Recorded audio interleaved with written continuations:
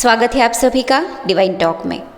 नवरात्रि के 9 दिन माँ के अलग अलग स्वरूपों की पूजा की जाती है। आज नवरात्रि का प्रथम दिन है।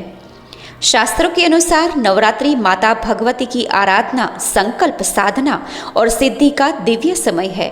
यह तन मन को निरोग रखने का सुअवसर भी है। देवी भागवत के अनुसार देवी ही ब्रह्मा, विष्णु एवं महेश के रूप में सृष्टि का सर्जन, पालन और संहार करती है। भगवान महादेव के कहने पर रक्तबीज, शुंभ निशुंभ, मधुकैटभ आदि दानवों का संहार करने के लिए माँ पार्वती ने असंख्य रूप धारण किए, किंतु देवी के प्रमुख 9 रूपों की पूजा अर्चना की जाती है। नवरात्रि का प्रत्येक दिन देवी माँ के विशिष्ट रूप को समर्पित होता है और हर स्वरूप की उपासना करने से अलग अलग प्रकार के मनोरथ पूर्ण होते हैं। नवरात्रि के पहले दिन माँ शैलपुत्री की पूजा की जाती है। शैलपुत्री हिमालय की पुत्री है, हिमालय पर्वतों का राजा है। माँ शैलपुत्री को वृषोरूढ़ा, सती, हेमवती और उमा के नाम से भी जाना जाता है। घोर तपस्या करने वाली माँ शैलपुत्री सभी पशु पक्षियों, जीव की रक्षक मानी जाती है। नवरात्रि पूजन में पहले दिन इन्हीं का पूजन होता है।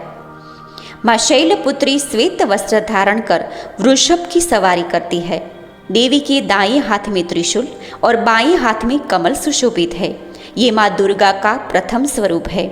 माँ शैलपुत्री को स्नेह, करुणा, धैर्य और इच्छा शक्ति का प्रतीक माना जाता है।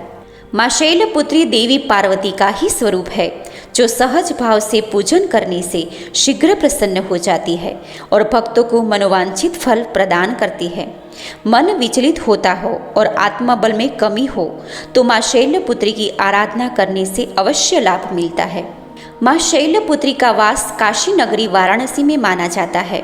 यहाँ शैलपुत्री का एक बेहद प्राचीन मंदिर है, जिसके बारे में मान्यता है कि यहाँ माँ शैलपुत्री के सिर्फ दर्शन करने से ही भक्तजनों की मुरादें पूरी हो जाती है। माँ शैलपुत्री का वाहन वृषभ है।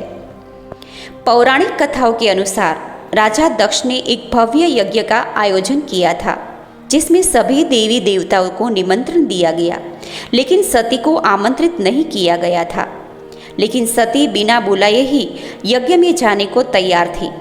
भगवान शिव ने उन्हें समझाया कि ऐसे बिना बुलाए जाना सही नहीं है, लेकिन सती नहीं मानी। ऐसे में सती की जिद के आगे भगवान शिव ने उन्हें जाने की इजाज़त दे दी। पिता के यहाँ यज्ञ में सती बिना निमंत्रण पहुँच गई। सती के साथ बहुत बुरा व्यवहार किया गया। वहाँ सती ने अपनी माता के अलावा किसी से सही से बात नहीं की। इतना ही नहीं, सती की बहनें भी यज्ञ में उनका उपवास उड़ाती रही। ऐसा कठोर व्यवहार और पति का अपमान सती बर्दाश्त नहीं कर पाई और क्रोधित होकर उन्होंने खुद को यज्ञ में भस्म कर दिया। भगवान शिव को जैसे ही ये समाचार मिला तो उन्होंने अपने गणों को दक्ष के यहाँ भेजा और यज्ञ को विध्वंस कर दिया। शास्त्रों के अनुसार अगले जन्म में सती ने हिमालय की पुत्री के रूप में जन्म लिया और इनका नाम शैलपुत्री रखा गया।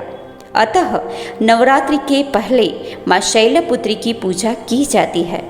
माँ शैलपुत्री को सफ़ेद रंग बेहद प्रिय है, इसलिए पूजा के दौरान उन्हें सफ़ेद रंग की चीज़ें, बर्फी आदि का भोग लगाया जाता है। पूजा में सफ़ेद रंग के फूल अर्पित किए जाते हैं। पूजा के समय सफ़ेद रंग के वस्त्र धारण करना लाभकारी है। इस दिन जीवन में आ रही परेशानियों से छुटकारा पाने के लिए एक पान के पत्ते पर लौंग, सुपारी और मिश्री रखकर अर्पित करने से सभी समस्याओं का अंत होता है। माँ शैलपुत्री के मस्तिष्क पर अर्ध चंद्रमा विराजित है, इसलिए यदि जातक की कुंडली में चंद्रमा निर्बल है तो उसे बलिष्ठ करने के लिए माँ शैलपुत्री की आराधना अति उत्तम है।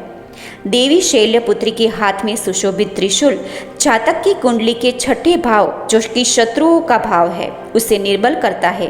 अतः शत्रुओं को परास्त करने के लिए माँ शैलपुत्री की आराधना करनी चाहिए। माँ के हाथ में उपस्थित कमल पुष्प जातक की कुंडली के द्वादश भाव, जो कि कुंडली का अंतिम भाव है, उसका प्रतीक है। द्वादश भाव को बलिष्ठ करती है माँ शैलपुत्री। बोलिए माँ शैलपुत्री की जय हो। धन्यवाद।